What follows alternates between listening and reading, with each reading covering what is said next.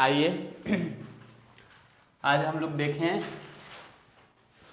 परावर्तन ना। परावर्तन को इंग्लिश में कहा जाता है रिफ्रैक्शन, नहीं रिफ्लेक्शन की रिफ्रैक्शन रिफ्रैक्शन है, इसको कहते हैं रिफ्लेक्शन ना। तो हम लोग को रिफ्रैक्शन पढ़ना है, परावर्तन ना। तो परावर्तन कहते किसको हैं? हाँ, हम लोग बार बार कल से जान रहे हैं परावर्तन उसको कहते हैं कि जिस माध्यम से कोई चीज़, अब कोई चीज़ नहीं, आज हम लोग अब प्रकाश के बारे में जान चुके हैं तो प्रकाश के बारे में बात करते हैं। जब प्रकाश जैसे चलती है, हम लोग कल देख रहे थे कि प्रकाश ऐसे चल रहे थे ना। तो प्रकाश जब किसी स्रोत से, चाहे वो बल्ब हो, टॉर्च हो, सूरज हो, कहीं से भी आ रहा हो, हाँ, जब प्रकाश किसी भी स्रोत से, ठीक है, जब प्रकाश किसी भी स्रोत से चलती है तो कहीं ना कहीं जाकर वो टकराएगी। हाँ, स्वाभाविक है। जैसे कुछ भी चीज़ यहाँ से हम फेंके ऐसे तो टकराएगा ही टकराएगा, नहीं टकराएगा तो फिर उसका जहाँ अंतिम सीमा होगा वहाँ से वो वापस आ जाएगा, यही ना हो सकता है।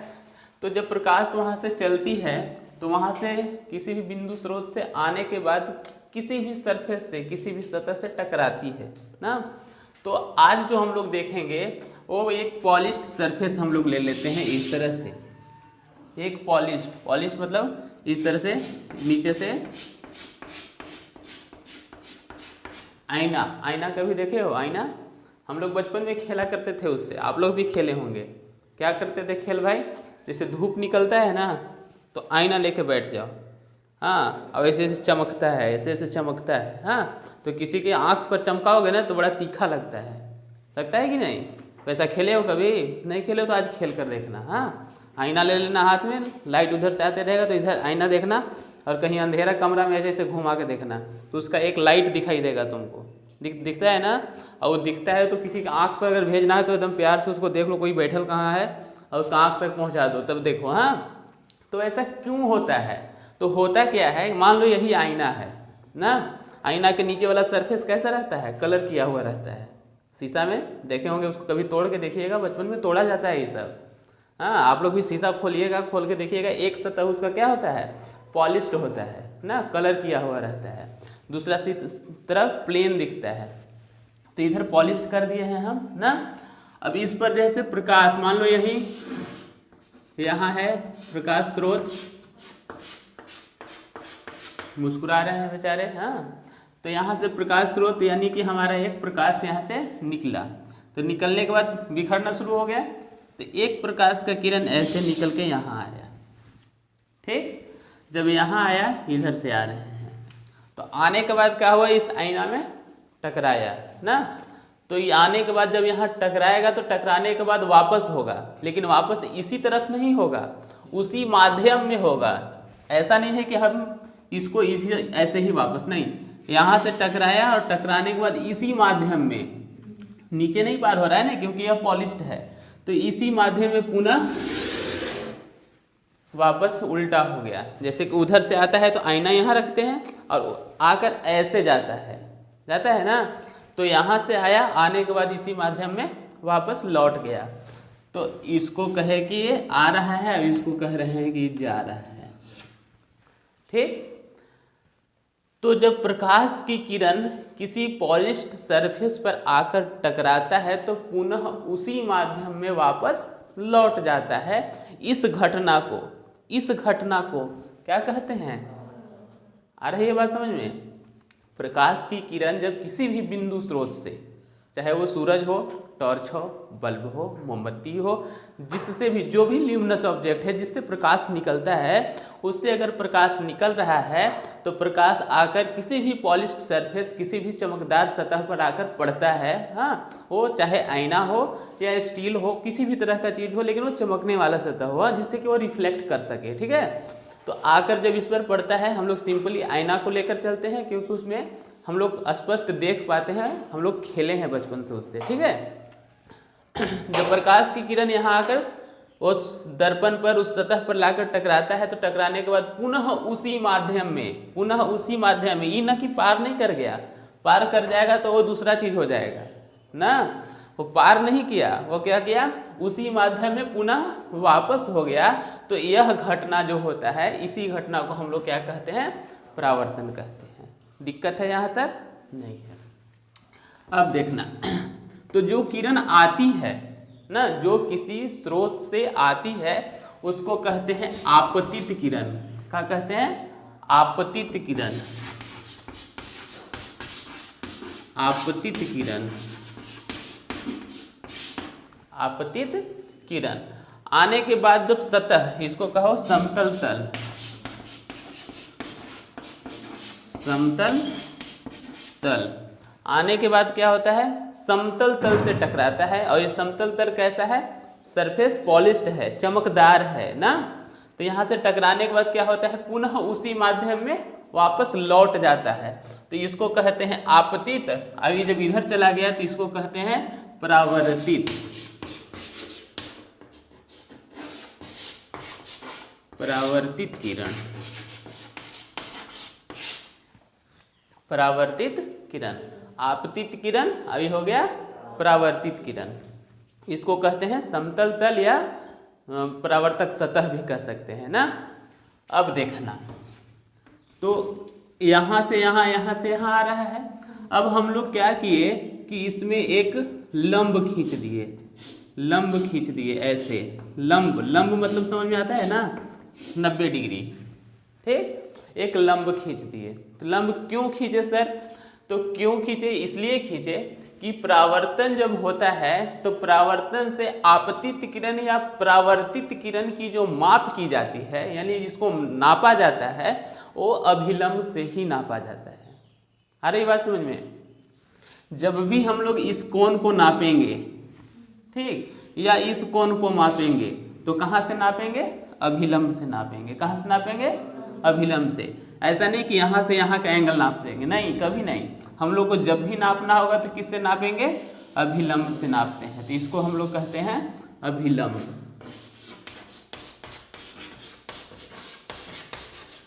अभिलंब, ठीक है। अब देखना, आपतित किरण और अभिलंब। आपतित हम जो बोल रहे हैं सुनना, फिर इसको लिखना भी है, हाँ। आपतित किरण और अभिलंब के बीच बने कोण को आपतन कोण कहते हैं। क्या कहते हैं? किसके किसके बीच में? आपतित किरण और अभिलंब के बीच बने कोण को आपतन कोण कहते हैं। क्या कहते हैं?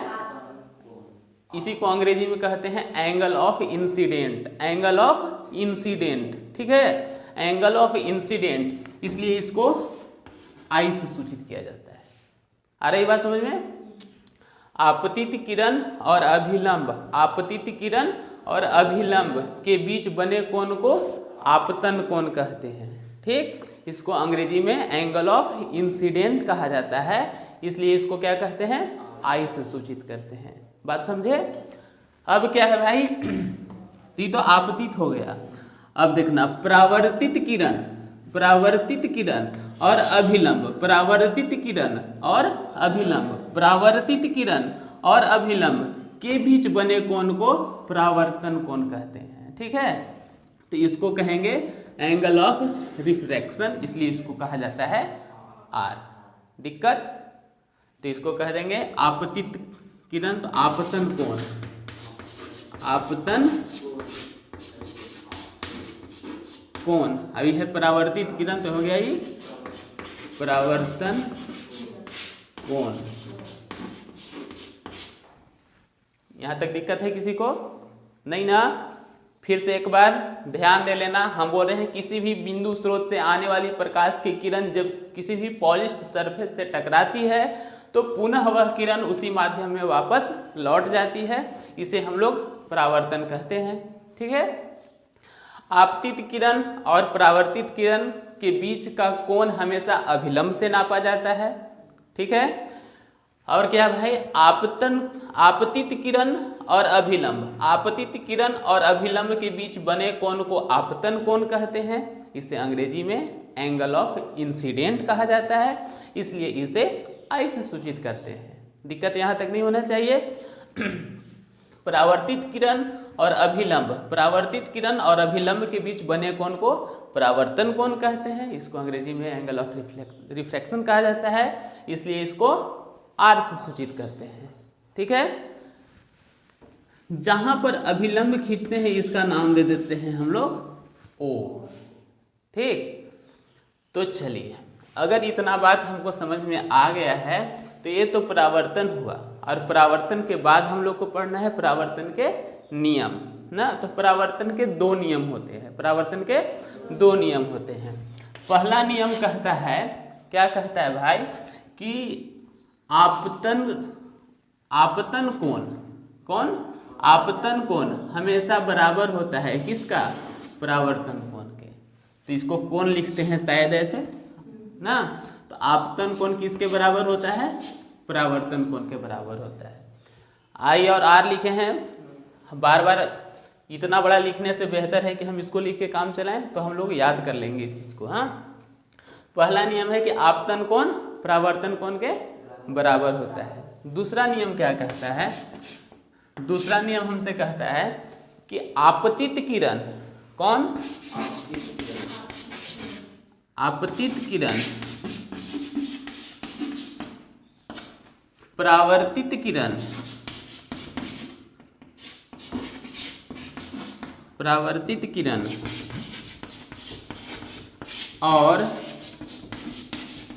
और देखो तीन चीज, आपतित किरण, परावर्तित किरण और अभिलंब,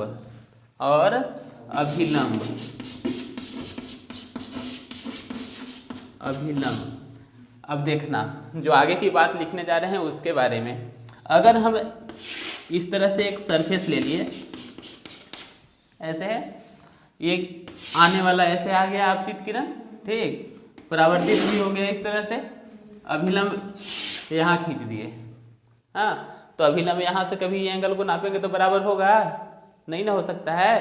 तो अभिलंब जब भी होगा तो कहाँ होगा, ठीक है। तो इसीलिए परावर्तन के नियम में कहता है कि आपतित किरण, परावर्तित किरण और अभिलंब तीनों एक ही तल में होना चाहिए। आई बात समझ में, तीनों एक ही तल में हो। ठीक है, कहाँ हो, तीनों एक तल में, एक तल में बस एक जगह है यहाँ। अगर इसके अलावे यहाँ रहे तो हमारा वो गलत हो जाएगा। आ रही बात समझ में। तो ये था हमारा परावर्तन, अब ये है हमारा परावर्तन का नियम। ठीक है, तो जल्दी से नोट डाउन करो।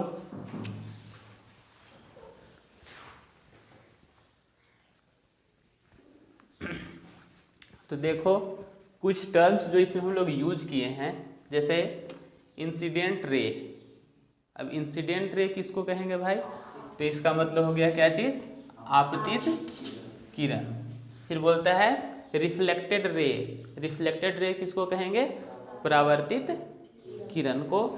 फिर बोलता है points of incidence, points of incidence, आपतन बिंदु। ठीक है, इसको आपतन बिंदु बोल देंगे। फिर क्या बोला है भाई, नॉर्मल, नॉर्मल को कहते हैं अभिलंब, जो कि यहाँ खींचा हुआ है तुम्हारा। ठीक है, फिर इसमें लिखा हुआ है angle of incidence, angle of incidence आपतन कोण। ठीक है, फिर बोलता है यहाँ एंगल ऑफ रिफ्लेक्शन, परावर्तन कोण। दिक्कत नहीं होना चाहिए। तो इन सभी पॉइंट्स को हम लोग डिफिनेशन के तौर में एक एक करके देखेंगे। ठीक है, तो सबसे पहला लिखना इंसिडेंट रे, पहला लिखना इंसिडेंट रे, बगल में लिख लेना आपतित किरण, आपतित किरण लिख के डैश देना, आपतित किरण लिख के डैश देना। और जल्दी से लिखना किसी बिंदु स्रोत से आने वाली प्रकाश की किरण, किसी बिंदु स्रोत से आने वाली प्रकाश की किरण, स्रोत से आने वाली प्रकाश की किरण, आने वाली प्रकाश की किरण आपतित किरण कहलाती है, एंगल इंसिडेंट रे कहलाती है, सॉरी इंसिडेंट रे कहलाती है, आपतित किरण कहलाती है। अब हम बिंदु बोले हैं तो मतलब ऐसा नहीं कि खाली बिंदु, बिंदु स्रोत कहने का मतलब किसी भी स्रोत से, किसी बिंदु स्रोत से आने वाली प्रकाश की किरण आपतित किरण कहलाती है। लिख लिए, आपतित किरण कहलाती है। दूसरा रिफ्लेक्टेड रे, रिफ्लेक्टेड रे इसका हिंदी लिख लेना परावर्तित, परावर्तित किरण, परावर्तित किरण, रिफ्लेक्टेड रे। लिख लिए, आपतित किरण जब, आपतित किरण जब, आपतित किरण जब किसी वस्तु या सतह से टकराकर, किसी वस्तु या सतह से टकराकर या सतह से टकराकर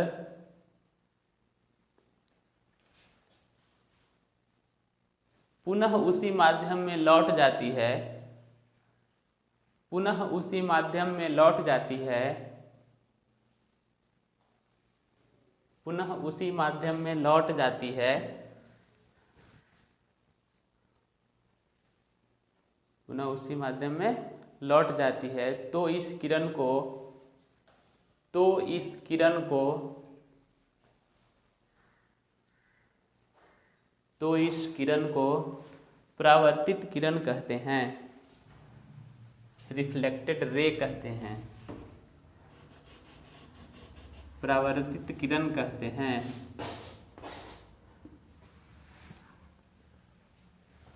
परावर्तित किरण कहते हैं। ठीक है, चलो तीसरा लिखना, पॉइंट्स ऑफ इंसिडेंस।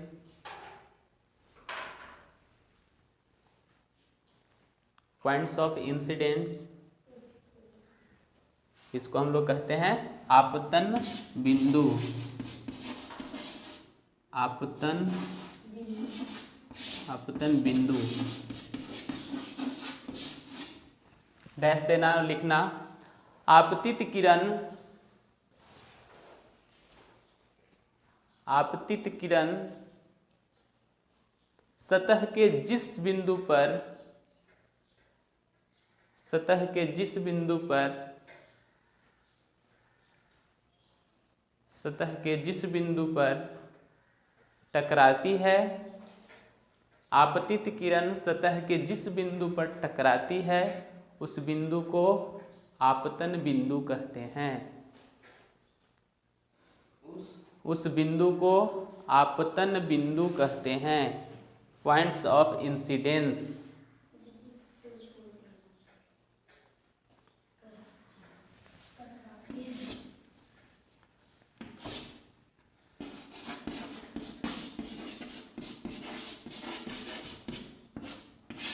नॉर्मल, अगला लिखना नॉर्मल,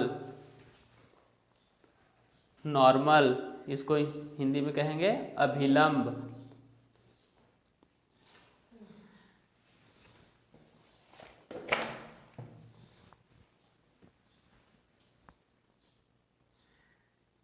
लिखना, किसी समतल सतह के, किसी समतल सतह के, किसी समतल सतह के किसी बिंदु पर खींचा गया लंब, किसी समतल सतह के किसी बिंदु पर खींचा गया लंब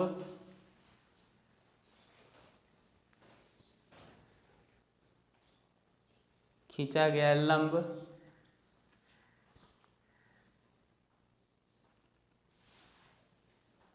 खींचा गया लंब उस बिंदु पर अभिलंब कहलाता है, उस बिंदु पर अभिलंब कहलाता है।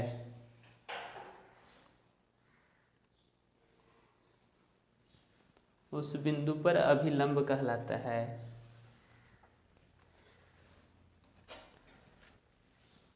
अगला लिखना एंगल ऑफ इंसिडेंस।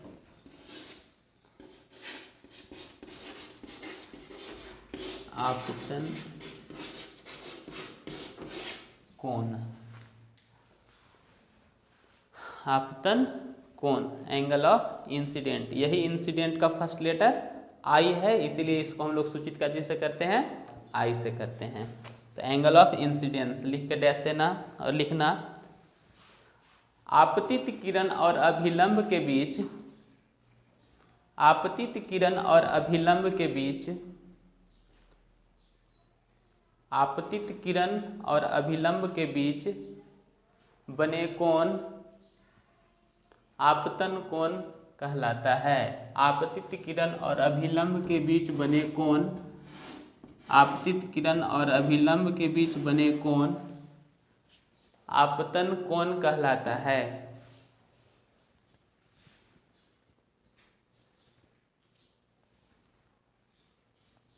आपतन कोण कहलाता है। इसे आपतित किरण और अभिलंब के बीच बने कोण आपतन कोण कहलाता है। इसे स्मॉल आई या ऐसे लिख सकते हो, ऐसे आई द्वारा सूचित किया जाता है, एंगल आई द्वारा सूचित किया जाता है, एंगल आई द्वारा सूचित किया जाता है, एंगल आई द्वारा सूचित किया जाता है। ठीक, अब लिखना है एंगल ऑफ रिफ्लेक्शन, परावर्तन कोण, परावर्तन कोण, एंगल ऑफ रिफ्लेक्शन लिख के डैश देना, लिखना परावर्तित किरण और अभिलंब के बीच, परावर्तित किरण और अभिलंब के बीच बने कोण, परावर्तित किरण और अभिलंब के बीच बने कोण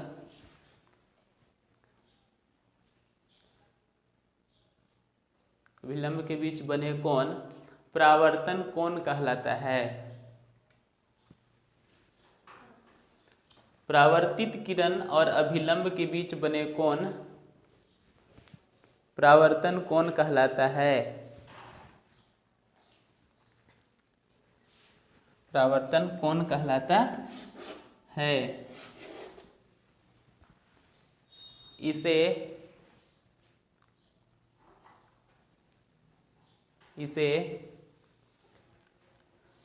स्मॉल एंगल आर से सूचित करते हैं, इसे स्मॉल एंगल आर से सूचित करते हैं।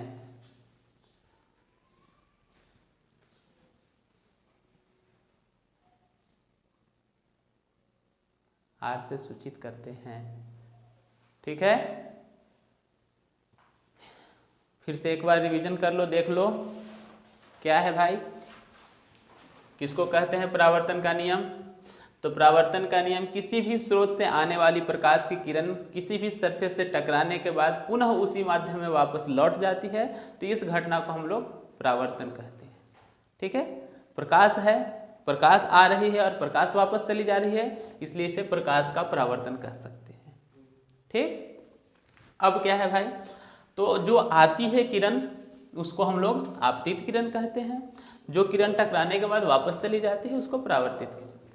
ठीक है, जहां टकराती है उस बिंदु पर अगर एक हम लंब खींचते हैं तो उसे हम अभिलंब कहते हैं। ठीक है, अब क्या है भाई, आपतित किरण और अभिलंब के बीच कोई ना कोई एक कोण बनता है, एंगल बनता है, उस एंगल की माप को हम लोग कहते हैं आपतन कोण। ठीक है, इसे अंग्रेजी में एंगल ऑफ इंसिडेंस कहा जाता है, इसलिए इसको हम लोग स्मॉल लेटर आई से सूचित करते हैं। ठीक है, उसी तरह से परावर्तित किरण, किरण जब वापस आती है परावर्तन हो जाती है, तो परावर्तित किरण और अभिलंब के बीच जो कोण बनता है इसको हम लोग परावर्तन कोण कहते हैं। इसको अंग्रेजी में एंगल ऑफ रिफ्लेक्शन कहा जाता है ना, इसलिए इसको हम लोग फर्स्ट लेटर आर से सूचित करते हैं। यहाँ तक दिक्कत नहीं है।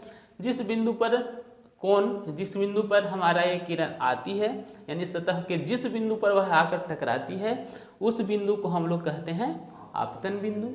ठीक है, और उसी बिंदु पर अभिलंब खींचा जाता है। अगर ऐसा नहीं करेंगे तो आपतन का नियम हमारा फेल हो जाएगा। क्यों भाई? क्योंकि हमको वहाँ पर पढ़ना है क्या चीज़, एंगल आई जो है से एंगल आर के बराबर होता है, पहला नियम है। दूसरा नियम कहता है कि आपका आपतित किरण, परावर्तित किरण और अभिलंब तीनों एक ही तल, एक ही बिंदु पर होना चाहिए। अगर ऐसा नहीं है तो आपका नियम गलत है, अगर तीनों एक ही तल पर है तो आपका नियम सही है। ठीक है, तो आपतन का 2 नियम और ये उसका इंपॉर्टेंट पॉइंट्स थे जो कि हम लोग देख लिए। ठीक है, तो अब इसको इरेज किया जाए सर। सही बात है। पहला क्वेश्चन हम क्या बोले, पहला क्वेश्चन बोले कि मान लो कोई किरण आती है ना, तो आने के बाद तो आपतित किरण है, ठीक, टकराने के बाद जो है से कोण बनाती है, तो कोण कहाँ से मापने के लिए बताए थे, अभिलंब से। कितना कोण बनाती है सर, 45 का कोण बनाती है, 45 का कोण बनाती है। तो बोलता है कि आपतित किरण और अभिलंब के बीच का तो कोण हमको मालूम हो गया ना, तो कहता है कि परावर्तन कोण बताइए, तो यही कोण बताना है ना, तो परावर्तन कोण बताइए। तो अभी तुरंत हम लोग पढ़े थे क्या चीज़ कि I बराबर R होता है। तो जब एक हमको पता है कि कितना 45 है, तो दूसरा कितना हो जाएगा 45 का होगा। ठीक है, दूसरा क्वेश्चन हम तुम लोग से बोले कि नहीं, एक सतह है, आपतित किरण और परावर्तित किरण दोनों बता दिए कि बीच का कोण, मतलब इन दोनों के बीच का कोण हम तुम लोग को बता दिए कितना है 90 डिग्री है। तो हम लोग अभी तुरंत पढ़े क्या चीज, आई जो है से आर के बराबर होता है। तो कहने का मतलब सर जब दोनों बराबर है तो लिख सकते हैं कि दोनों आई है और आर है, अगर ई एक है ई एक है तो दोनों बराबर है ना है, तो हम लोग दोनों को एक साथ दे दिया है। तो हम अगर लिखेंगे तो क्या लिखेंगे, आई प्लस आर, अब इतना बराबर हमको दिया है कितना 90 डिग्री ना। अब हम लोग यहाँ जानते हैं आई और आर दोनों क्या है बराबर है, तो हम लोग ऐसा लिख दिए यहाँ कि यहाँ आई है, आर को भी हम क्या लिख दिए आई ही लिख दिए, क्योंकि दोनों बराबर है ना। बराबर कितना 90, तो आई आवर कितना आई 2 गो आई बराबर 90। तो यहाँ 2 गुना में उधर जाएगा तो भागा में, तो 90/2 काट दिए कितना 45। तो हमारा आई आवर कितना कितना हो जाएगा 45 का हो जाएगा। दिक्कत? तो चलो इस तरह से बना के उसको दिखा दूँ।